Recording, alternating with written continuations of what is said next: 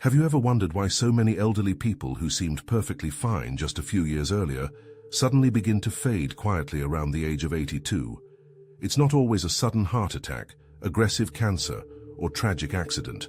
The real cause fares often much more subtle, more insidious, and perhaps most alarming of all, completely overlooked. After working for over 30 years in the field of men's health, I've come to realize something deeply unsettling, the thing that drains life from older adults isn't just age or illness. It's a gradual disconnection from something profoundly human. As someone who has walked beside thousands of patients in their later years, studied vast amounts of scientific literature, and listened to what isn't said, as often as what is, I've come to see patterns that most doctors miss. And among the strongest predictors of vitality after age 60 is something we rarely talk about. It doesn't show up on your blood work. It's not your blood pressure, cholesterol level, or aerobic capacity. No, it lives in a far more intimate place, a place many people abandon out of fear, shame, or outdated beliefs.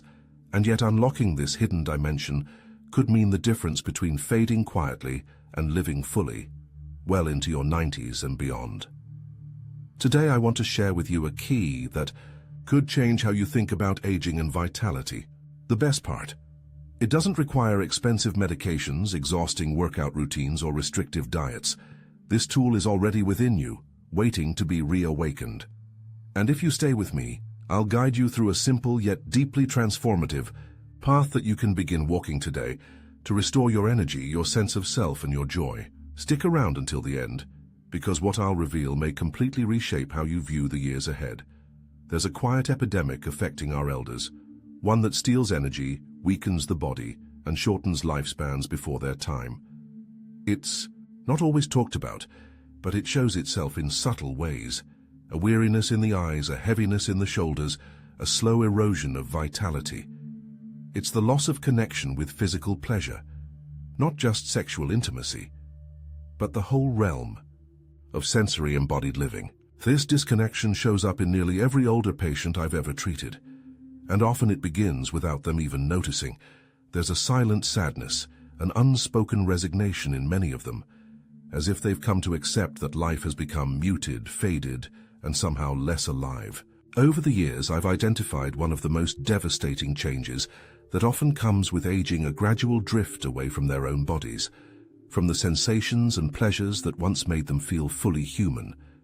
It's not something many older people feel comfortable talking about, but it's happening quietly everywhere, and the impact is far greater than most realize. At some point, society told us a dangerous lie: that intimacy, touch, and physical joy are only for the young.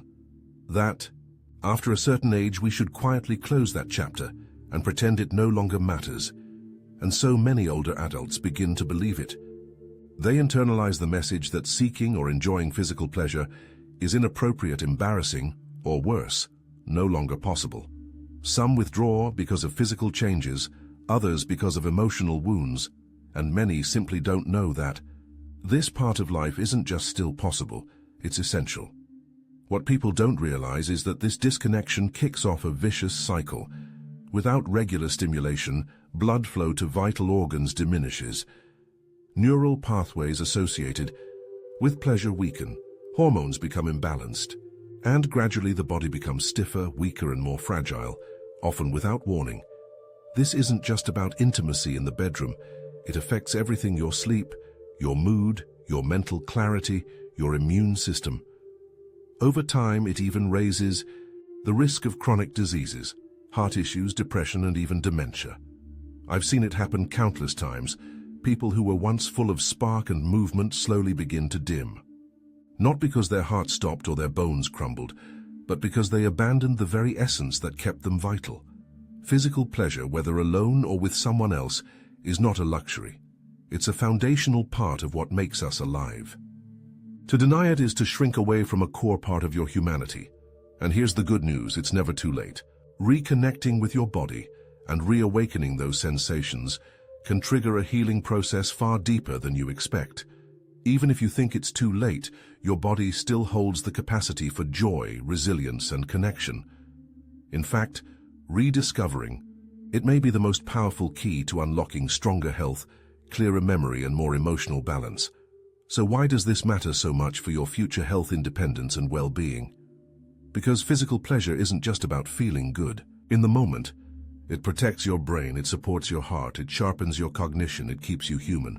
And it's time we stopped pretending otherwise. If this message resonates with you, take a breath, let it settle in, and know that everything we're about to explore together is grounded in both science and compassion. Because you still have time to reclaim this part of your life. One of the most misunderstood yet essential practices for adults over 60 is solo physical expression. It's often buried under layers of cultural shame, silence, or dismissal. But after decades of observing my patients, something has become undeniably clear. Those who maintain a regular connection with their bodies through personal intimacy often experience a significantly higher quality of life. This isn't about taboo or indulgence. It's about sustaining the biological systems that support life itself. As we age, circulation slows, hormones decline, muscle mass diminishes, and cognitive function gradually weakens. But one of the few natural, safe, and effective ways to counteract these changes is through regular stimulation, even when experienced alone. When someone engages in healthy self-touch, the entire body responds. Blood flows more freely, delivering oxygen to the brain, the heart, and extremities. Tissues that might otherwise deteriorate are nourished and revitalized.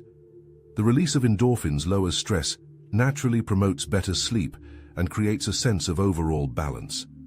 Testosterone levels, even in small boosts, rise slightly after such practices helping to preserve bone density, maintain muscle, and stabilize emotions, all crucial elements of healthy aging. But perhaps most fascinating is what happens inside the brain. Neuroscientific studies have shown that during moments of physical pleasure, multiple regions of the brain light up simultaneously.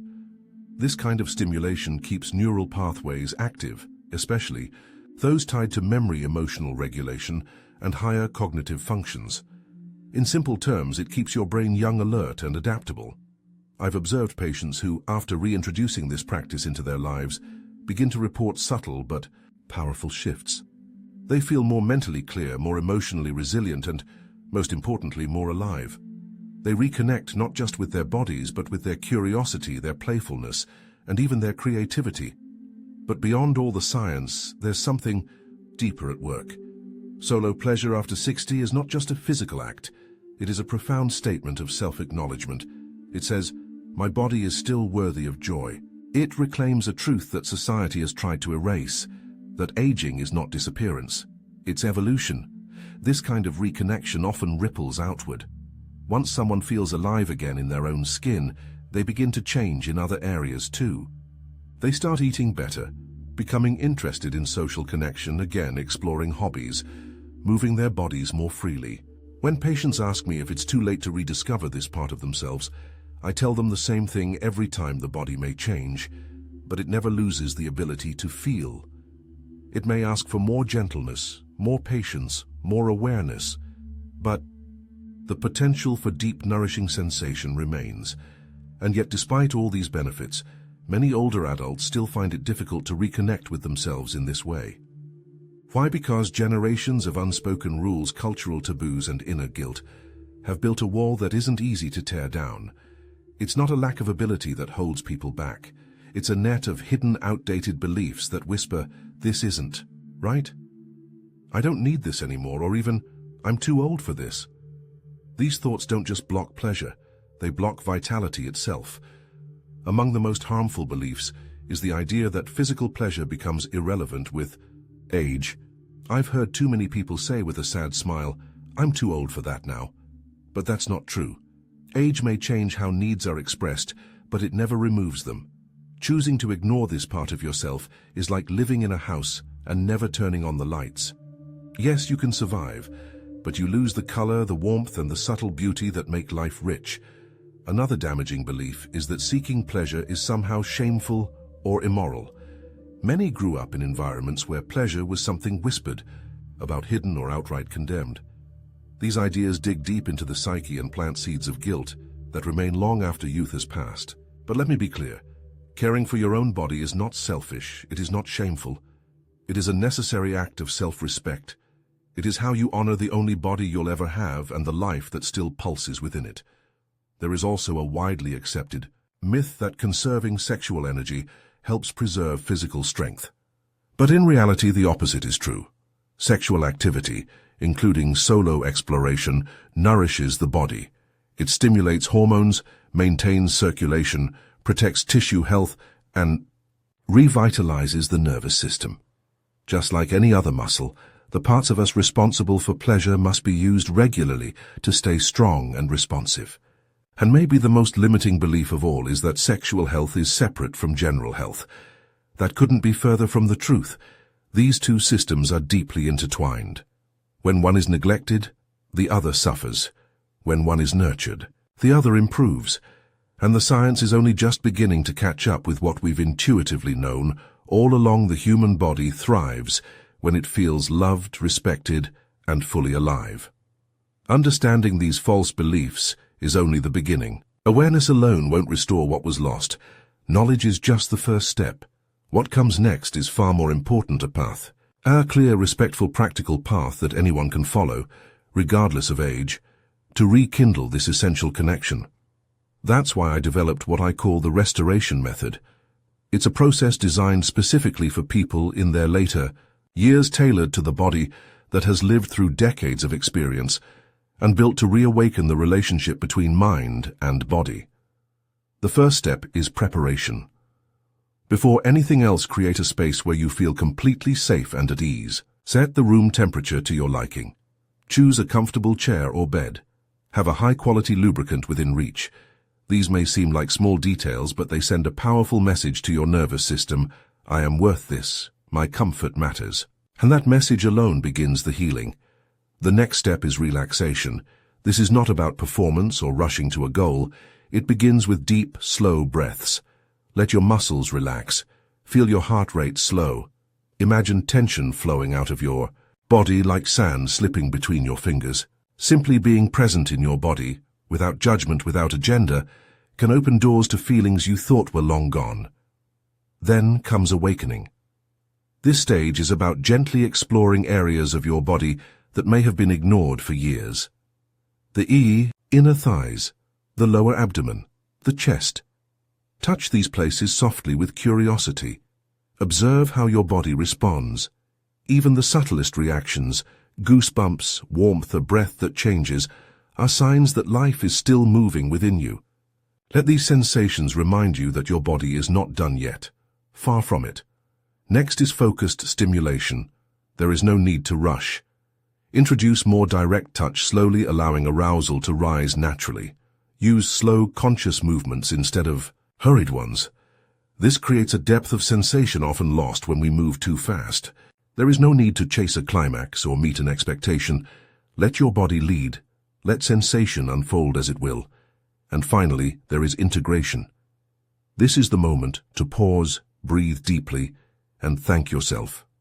Not just for the act itself, but for choosing to invest in your well-being.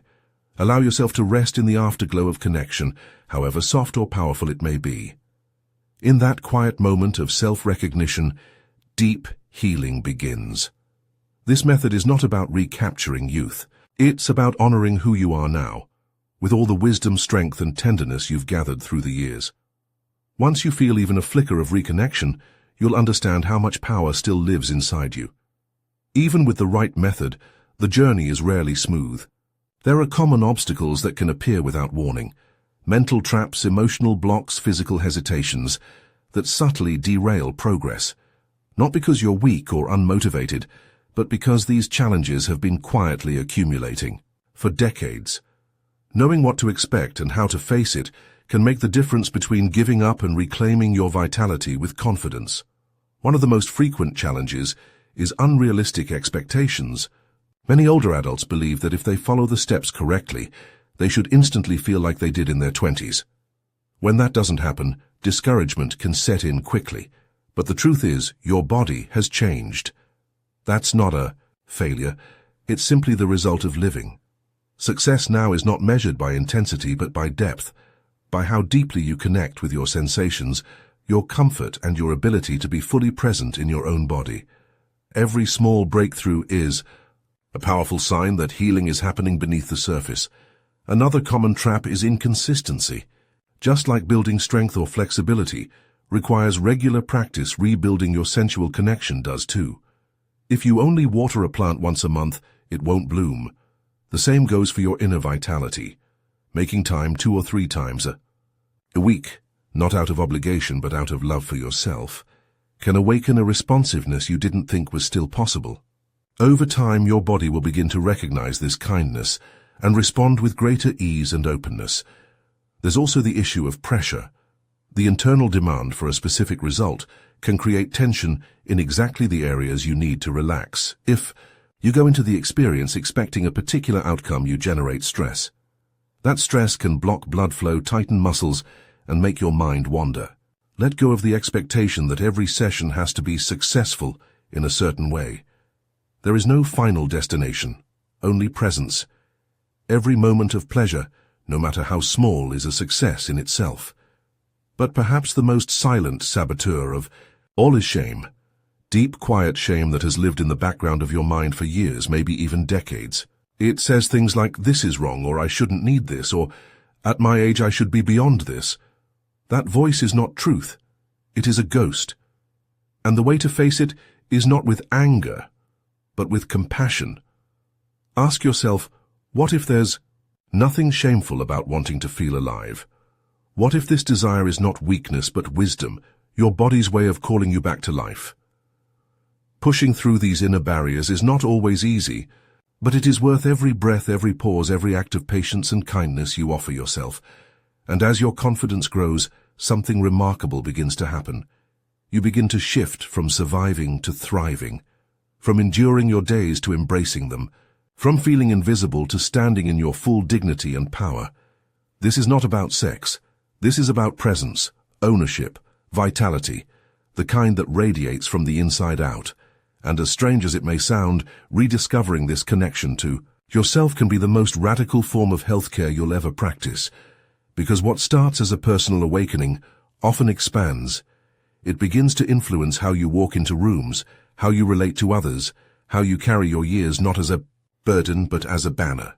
And that's where the real transformation begins. You start waking up with energy, not just the physical kind, but the energy that comes from being aligned with your truth. You become more attentive to your needs, more emotionally stable, more confident in your choices. You stop fearing decline and start participating in your own evolution. That's what reclaiming this part of your life does. It shifts you from passivity to empowerment. The people I've seen embrace this process the most fully often go on to make changes they never imagined. They lose weight, not just physically but emotionally.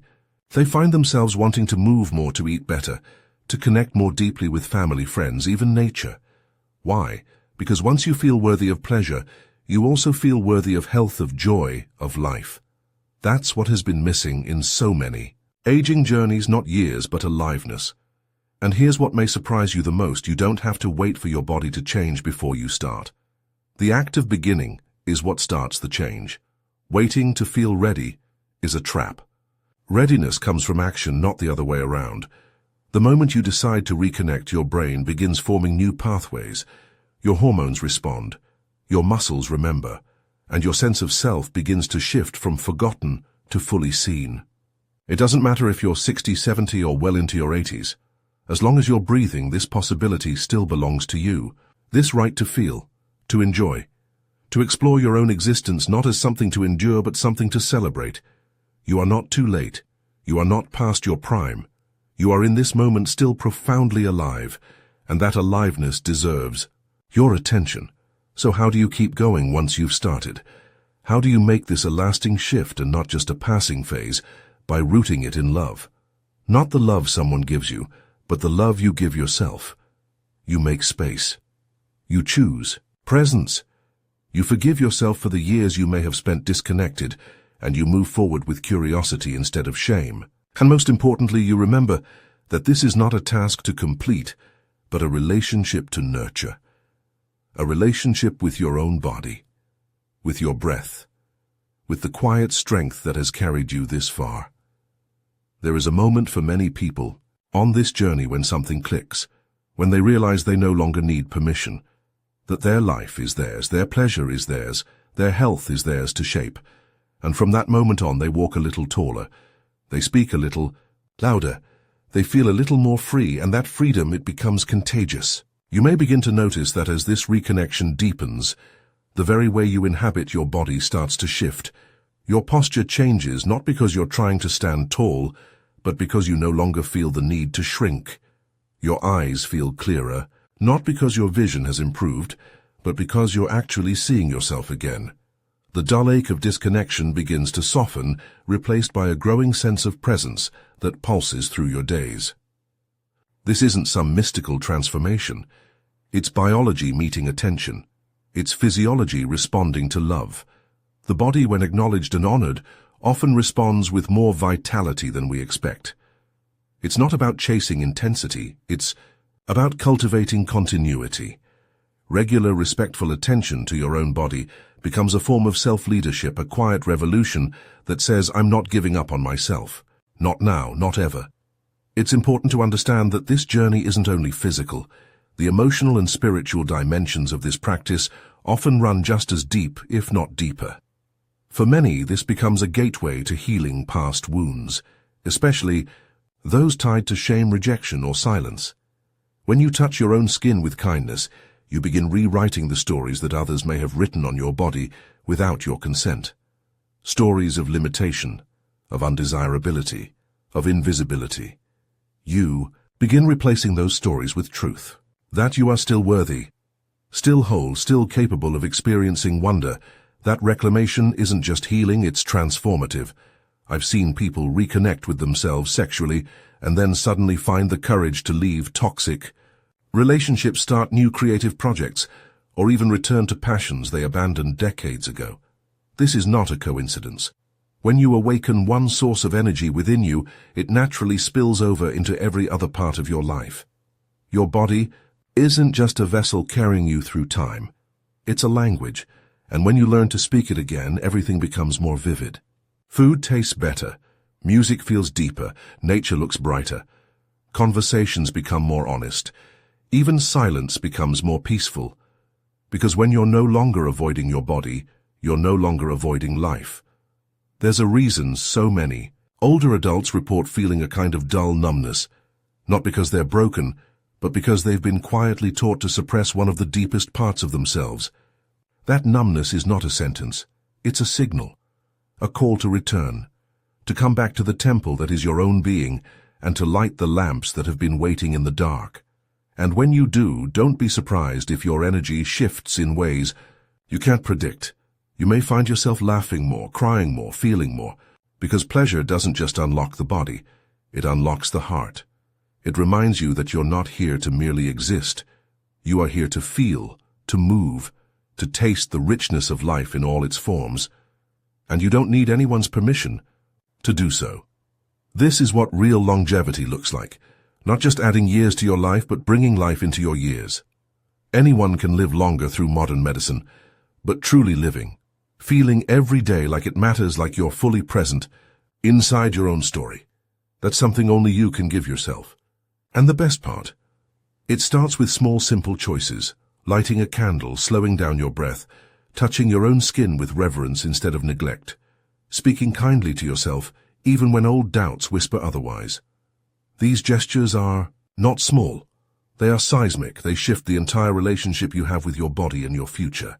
I've seen 80-year-olds walk into my office looking like they carried the weight of the world, and months later, return with eyes that gleamed and voices that laughed freely. What changed? Not their medication, not their diet, their relationship with themselves. That's the secret most people miss. That healing often begins not in the hospital, but in the bedroom. Not in a prescription, but in presence. Not in something external, but in something deeply, intimately internal. You were never meant to fade quietly. You were meant to burn brighter with wisdom, to ripen, not to rot. And the fire you need to do that still lives within you. It always has. It was never gone, only buried. And now that you've started to uncover it, don't stop. Keep nurturing it. Keep listening. Keep choosing yourself, even when it feels awkward. Even when old doubts arise. even when your mind tries to convince you that this isn't important, especially then, because those are the moments that test your courage and affirm your worth. You deserve to feel good. You deserve to feel alive. You deserve to walk into your later years not with resignation, but with reverence. And this practice, the one that reconnects you to your own body, your own breath, your own being, isn't just about pleasure. It's about power. Quiet, gentle, sacred power. The kind that heals, the kind that guides, the kind that cannot be taken away once it's reclaimed. The journey you've begun is a personal one, but its impact may ripple into places you haven't even imagined yet, into your relationships, your creativity, your inner peace, and yes, into the years ahead of you. Because the choices you make today about how you treat your body, your pleasure and your presence are the seeds that bloom tomorrow into strength, clarity, and vitality. So if you've made it this far, know this: you are not alone. There are thousands, millions, who are quietly waking up just like you, who are realizing that age is not the end of aliveness, that it's possible even now to return to yourself, to remember what it feels like to inhabit your body with wonder instead of worry. And when you do, you don't just live longer, you live deeper. And if you're still here, still listening, still feeling the pulse of something stirring deep inside you, then know that this isn't the end of your story. It's a new chapter, one where your body is not your enemy, one where your age is not a cage, one where the slow return to pleasure, presence, and power becomes the path to a life that feels real again. You are not defined by what you've lost. You are defined by what you choose to reclaim. So reclaim it. Reclaim your breath. Reclaim your body. Reclaim your right to experience joy without apology, sensation, without shame, and aging without disappearance. Let yourself be whole again, not perfect, not youthful, but fully present. That's where healing happens. That's where energy returns. That's where life gets deeper, richer, and more honest than it's ever been. The world may not tell you this often enough, but you matter. Your experience matters, your voice, your hands, your story matter. And the years ahead of you, they don't have to be filled with silence, stillness, or regret. They can be filled with laughter, curiosity, and connection, but only if you say yes. Say yes to yourself, say yes to your body, say yes to life. If this message touched you in any way, I want to invite you to do 3 things that truly help this community grow. First, hit the like button, not just for the algorithm, but as a personal affirmation that you are choosing vitality over silence. Second, subscribe to the channel so you never miss another message designed to support your journey toward deeper health and awareness.